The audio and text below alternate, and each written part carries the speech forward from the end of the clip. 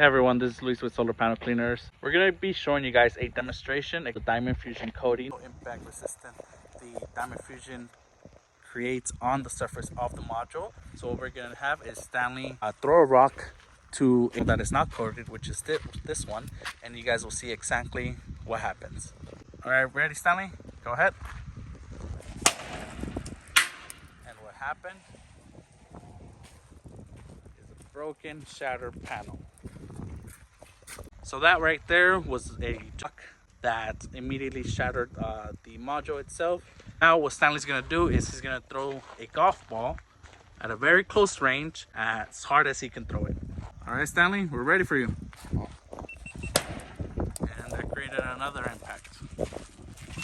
We're gonna do now a take on the impact resistance, which is this module that already has a test on it to see how resistant the panel is to a golf ball impact. All right, Stanley, go ahead, as hard as you can. Oh my God, nothing.